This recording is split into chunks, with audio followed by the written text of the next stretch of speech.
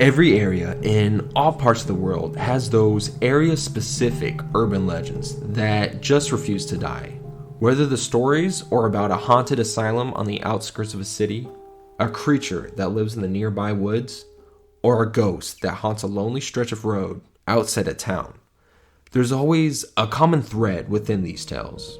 No one has ever been to these places, seen the creatures, or witnessed any of the hauntings with their own eyes. There are members of every generation who will proclaim that they know someone whose brother's best friend's sister went to that haunted house with 13 floors that use real blood, snakes, and spiders, and it's so scary that no one has ever made it all the way through. Those same people will swear by these stories without ever being able to provide a shred of evidence or a name of someone who could provide proof of the claims, simply because everyone around here knows that it's a true story. The storytellers eventually pass the tales on to their children, who modify them just enough to keep up with the changing times, and the cycle continues. I'm as skeptical as anyone when it comes to these stories, seeing as I was like a junkie when I was younger, constantly searching for more terrifying stories about whatever area in the country I was living in at the time. I made up and spread stories about the haunted pizza parlors in New York, my cousin's encounter with the Jersey Devil, or how my grandfather encountered a feral, human-like demon creature in the woods of Colorado. I even broke the one rule with these stories by putting myself in them. This took guts in hindsight because I had to make sure I always told them the same way. Surprisingly, no one ever called my bluff. I like to think that I have had some wonderful contributions to various urban legends around the Midwest and Northeastern states. I move around a lot. There was always a surge of joy whenever I would wander the halls at school and hear one of my classmates retelling my story to another one of their friends, adding little bits here and there, like a massive game of telephone. I knew, of course, that the stories were completely fiction, but I stood my ground. Whenever someone asked me about them, I would even manage to act a little bit, speaking with a shaky voice or looking scared, when I would recount a situation that I supposedly experienced myself. I suppose this aspect of my childhood has led me to my current predicament, which I will recount in full for the internet to take from it what they will.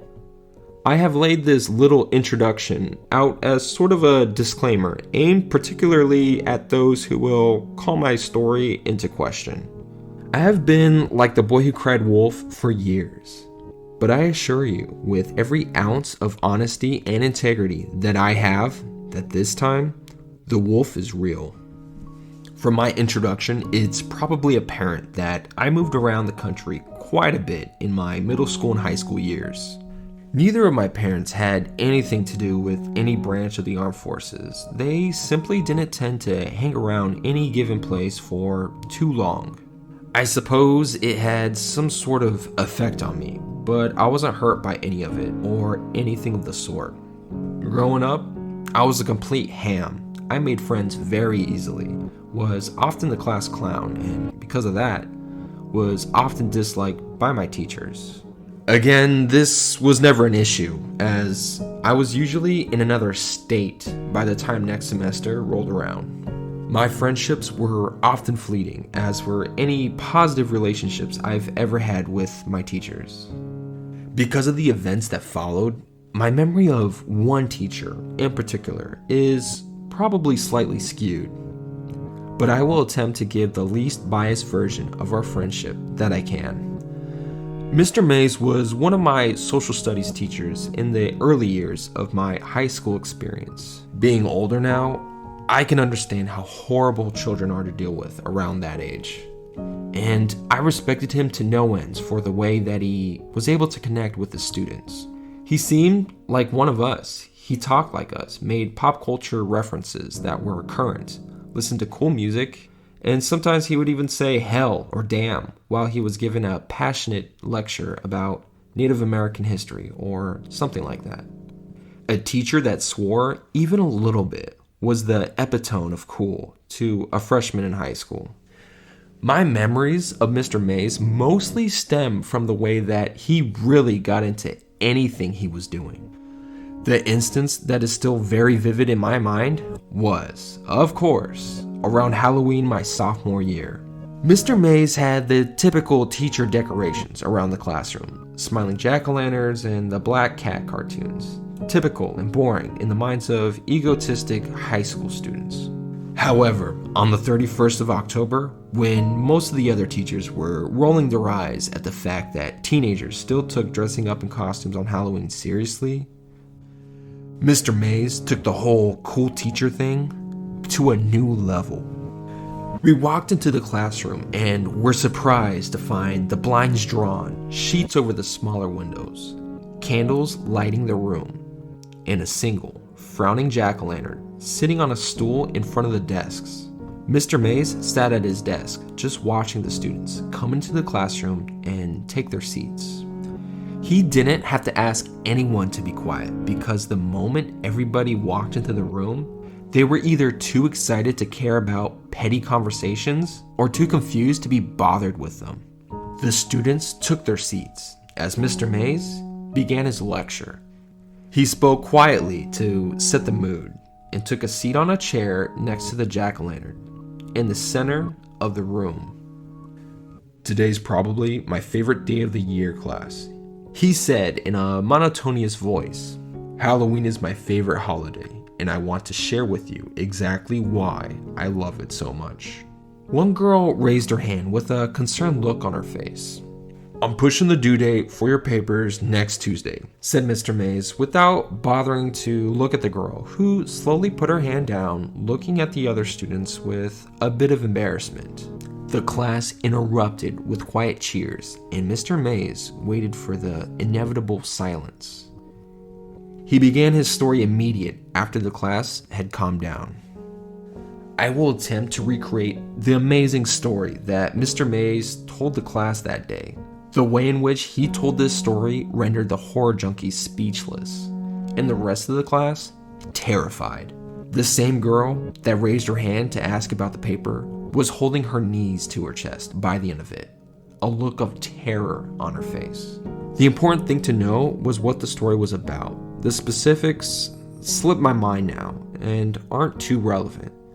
I will try to recount the parts of the story that matter the most, but don't hold me to it. Basically, Mr. Mays and his friends set out on a road trip around the country after graduating from college. They took a truck, loaded it with camping gear, and set out to sightsee for an entire summer. The group went from the Poconos in New Jersey down to the coast of Florida, New Orleans, to California, and up to Washington. From there, they went to the Rocky Mountains in Colorado, and then back home to New York. This concept of freedom to travel anywhere had the class hooked in an instant. Mr. Mays was the coolest teacher ever, in my eyes.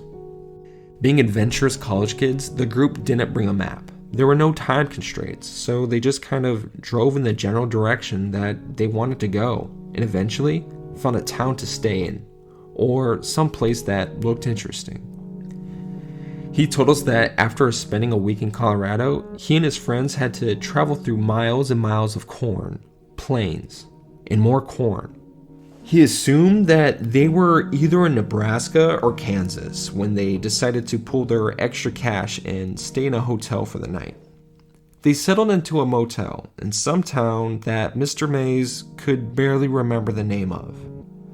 When one of his friends realized that they were somewhere near his grandfather's farm. He wasn't entirely sure where it was, but being adventurous college kids, they decided to get a quick refund from the motel and try to contact the friend's grandpa. They were unable to get a hold of the grandpa on the phone, so the group figured it'd be fun just to show up. Mr. May's friend was adamant that his grandparents would take them in and feed them without a moment of hesitation. So the group set out with an hour of sunlight, seeking the salvation of a comfortable house to stay in. In Kansas or Nebraska, wherever it may have been, there aren't a whole lot of natural markers that could guide the lost traveler. Any directions given to someone who didn't live around the area basically amounted to go up a couple miles of corn, take a right, and go down a dirt road to the other corn. There should be some wheat on your right. So, as is the case in most scary stories, their group got lost. Never wanting to admit defeat, they drove into the night, making wrong turns every 5 minutes, until they found themselves on a wooded road that Mr. Mays' friend was certain that his grandparents lived off of. Mr. Mays described the road as basically a dark path to hell. I wasn't entirely sure how true it was because he got very excited and a bit ridiculous with his explanation of the trees that almost grabbed the car and the red eyes of countless animals looking at them from the darkness. Regardless, the typical horror tropes worked on most of the class. Everyone was terrified. So the group of guys drove on this dark road for about 15 minutes before they came to a clearing and a small building with lights in it, and what seemed to be a silo. They figured that, at the very least, the people who lived here would be able to help them find where the guy's grandparents lived. The whole idea of everyone knows everyone in these hick parts of the country fueled this hope. They pulled a car up near the building, realizing when they were out of the car that it appeared to be like the kind of place where one would store a whole bunch of chickens, not a home. Still, the lights were on, so they figured they would give it a try. They approached the building as a group, looking in the semi-open sliding door to find a big, empty room. Hanging fluorescents lit the room like it was daytime, and they couldn't see a soul. There were no cars, but one of Mr. May's friends was convinced he'd seen someone pull up. So they decided to go inside and to see if there was an office or something where someone might still be working. Why else would they have this huge place lit up like that? There were no doors on the inside of the building. Again, it was just a giant empty hall. So the group roamed around the property and over towards the silo. As they got closer, they noticed what appeared to be a cellar door. At this point, I remember Mr. Mays telling the entire class to learn from his idiocy. He told us that he hadn't seen many horror movies before that time and didn't think twice about approaching a creepy cellar door in the middle of a dark, scary foreign place.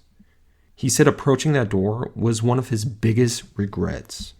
Mr. Mays let the whole class know that he was going to tell us as much as he deemed appropriate about the experience. He felt that we were mature enough to handle it, but advised anyone that was squeamish to leave the class early. Several students quietly gathered their things and walked out the door. A couple of them, being stoners, saw this as an opportunity to smoke behind the school before their next class. I didn't even give the announcement a second thought. Like I said, I was, and still am, a sucker for this kind of stuff. And Mr. Mays was telling a story better than anything I had ever conjured up. I wanted to learn from this guy, even though I didn't believe much of the story. After the class had thinned a bit, Mr. Mays continued with the story. He had told the remaining few that he and his friends opened that cellar door, releasing a smell that he can only describe as the most putrid thing my senses had ever experienced. The group was no longer concerned with finding the owners of the property, but was now set on finding the source of that smell. They went down the steps into the cellar, which was lit by a single bulb, spaced sporadically along the ceiling of a long hallway. No one spoke. Things had gotten too strange. The walls were lined with metal sheets similar to the roofing on farms. The hallway itself was crooked, and the ceilings constantly lowered and rose, like a tunnel that was hastily dug and never touched up. There were sections where the boys had to almost crouch in order to pass. The worst part, Mr. Mace told us, was that the light bulb continuously flickered, sometimes acting like a strobe light and making it very difficult to move through the winding and unstable hallways. In hindsight, he was certain that his mind was playing tricks on him, but he remembered seeing flashes of things that couldn't be there. He said that when you're that focused on something, or if you're that nervous, your mind can do that to you. It can simply revolt, showing you things or people that aren't there. He continued to describe the hallway, and I was on the edge of my seat. The walls were windy and seemed to go on forever. Mr. Mays guessed that they were somewhere under the creepy forest they had driven through when they found that door, but he couldn't be sure.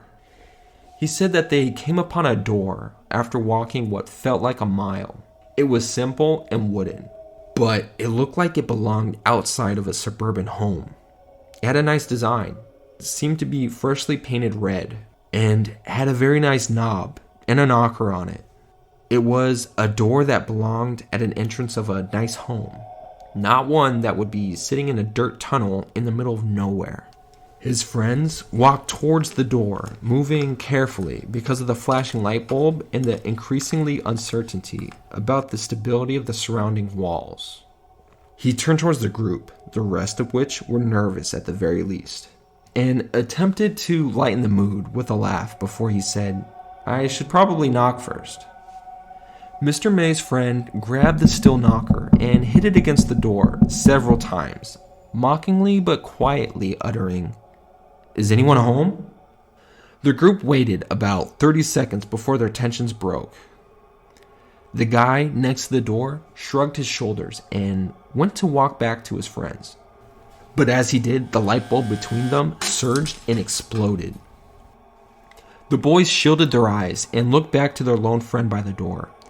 As he lowered his hands, one of the metal sheets of the makeshift roof dropped.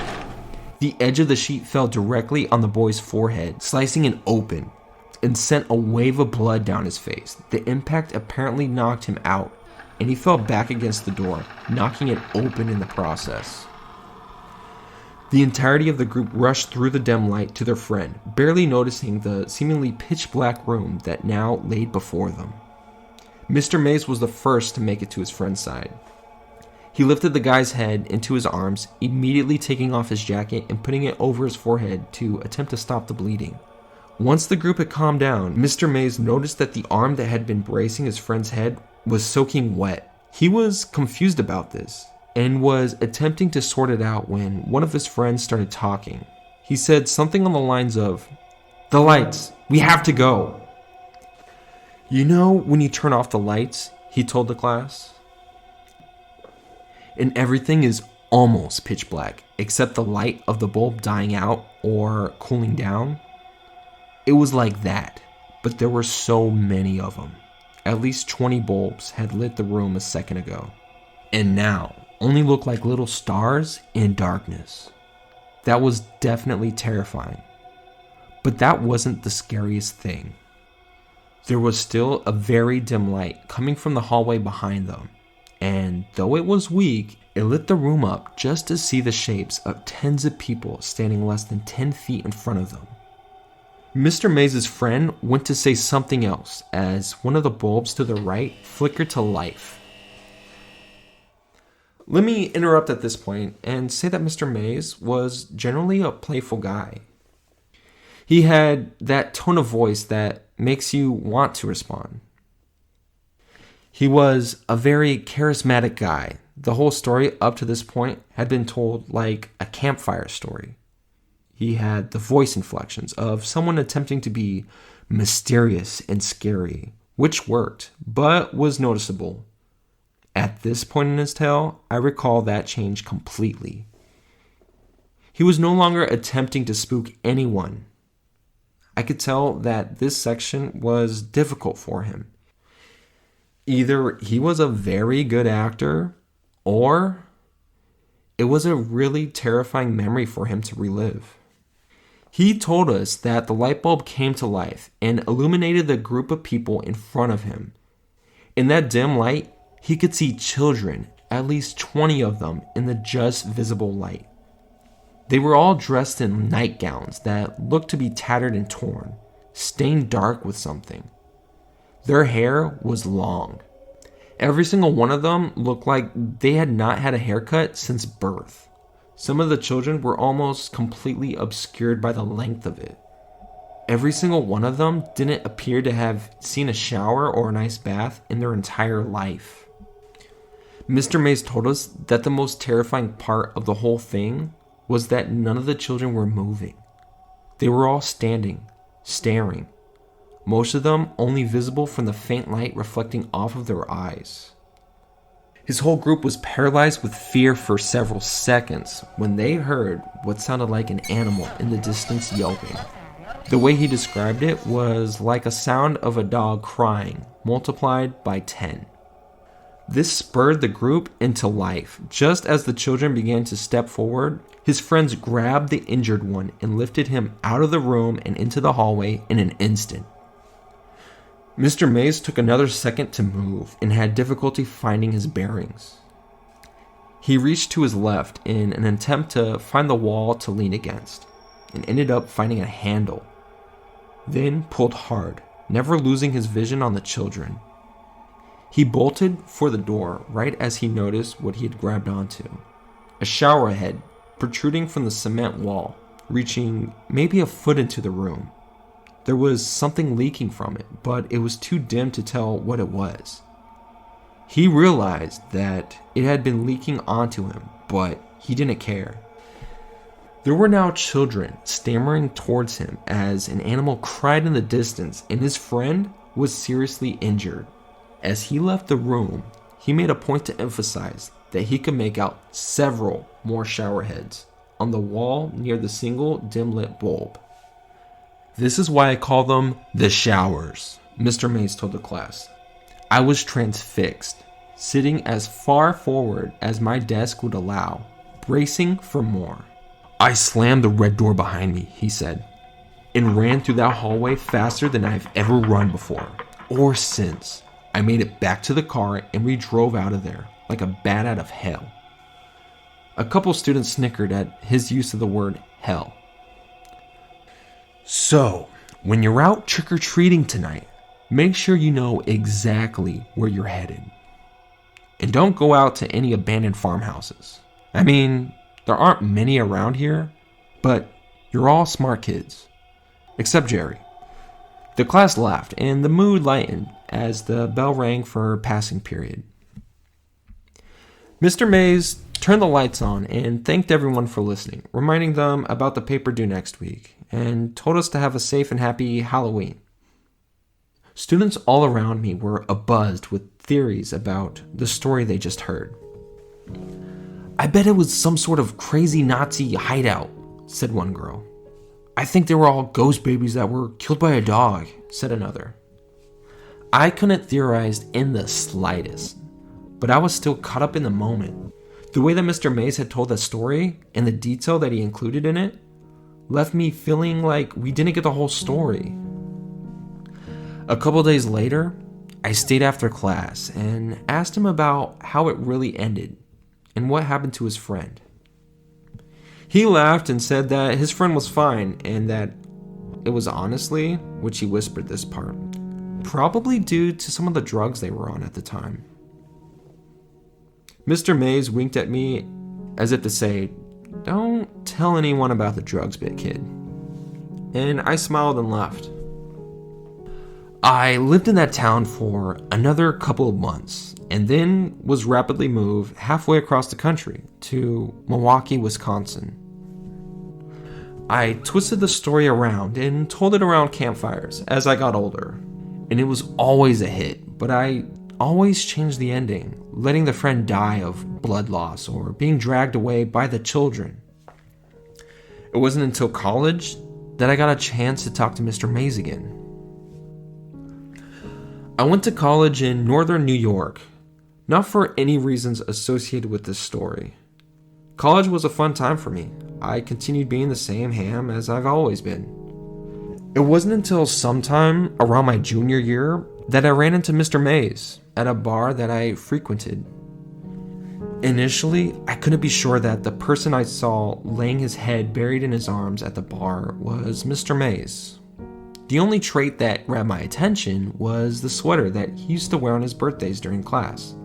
The shirt simply read, "I'm the birthday boy."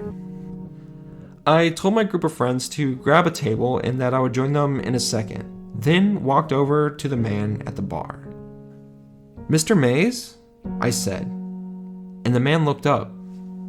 The man took a second to look at my face before he smiled, put a hand on my shoulder and said, "Hey there, son. How'd you been?" I could smell some strong whiskey on his breath, and his cheeks were flushed. The look in his eyes told me that he was 3 sheets to the wind and probably had no idea who I was. "Mr. Mays, it's Jack. I was a student of yours for a couple of semesters, about 6 or so years ago." His face changed a bit, and a genuine look of recognition set in. He took a calmer tone, smiled, and said, "How have you been, Jack?" We talked for a solid 20 minutes. I told him what I've been doing for the last several years, and he told me. Apparently, he was still teaching at the same school, doing the same old shtick, as he called it. I asked if everything was alright, and he said that they were as good as they've ever have been, or were ever going to get. It took me a while to realize that I was an adult, having a conversation with another adult. Every time I spoke to Mr. Mays previously, I had been in the student-teacher relationship. But now, I was just a guy having a drink with a friend at a bar. My friends eventually left, and I continued to drink with Mr. Mays. He told me all about his divorce and his kids, things I would never have asked or cared about previously. But now, I cared. He was a real person to me, not just an idol anymore. This was a guy who had real problems, not the infallible teacher that I once thought he was.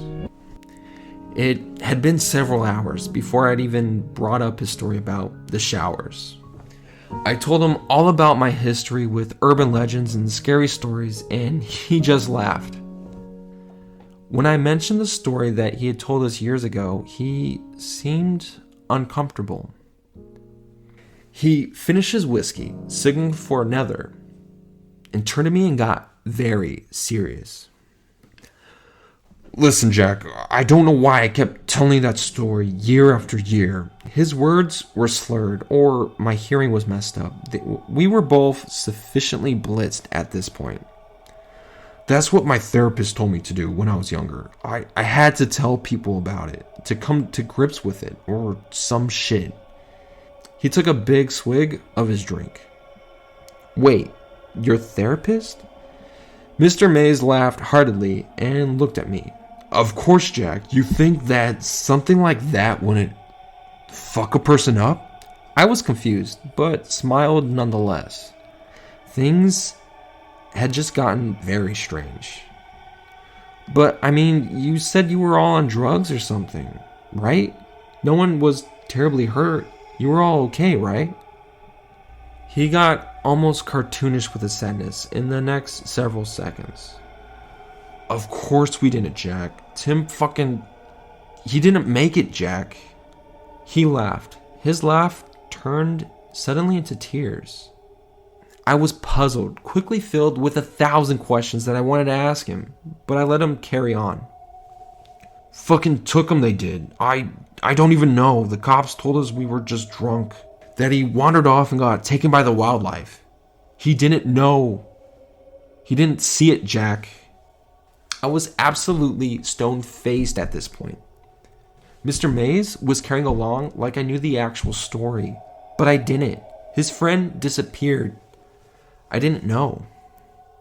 I wish they found the body, though. Then we could have shown them," he sighed. "That's a bad place, Jack. I don't know anything else to say. It's a bad place." He carried on for a couple minutes more about his friend and the fun that they had before they went on that trip. And I let him talk. It was only a few minutes later that his phone rang. "Hello, sweetheart," he whispered into the phone. "I'll be out in a second." He gagged as he said, "Love you, baby." The person on the other end hung up the phone, and Mr. Mays got up to leave. "It's been nice seeing you, Jackie. You've got a good head on your shoulders, boy. Make good use of it." He began to walk out of the bar. "Mr. Mays," I yelled after him. "Yeah, Jack?" He turned around towards me. "Where'd you say all that shower business took place?" "Where? Hell, I didn't mention it." "It's somewhere outside of Broken Bow, Nebraska. Fucking hell on earth, if you ask me." Mr. Mays walked out of the bar after waving to me, running into the wall before eventually finding the door. That was the last time I would see him. I would never be able to tell him the impact that he had on my life, or rather, the impact of his story had on me. He'd never know about the trip that we took after graduation, almost mimicking the one that he and his friends had made. He would never know that the things that he saw at that place were real. Why? Well, he died a month later. His liver failed on him. It's alright though, because his family was with him in the hospital room. He got to die around people that cared about him. And that's all I can ask for a man like that. I experienced that place too, several years later. That is where my story turns. The following is a story of how I came to find the showers and why I will never, ever go anywhere near Nebraska again.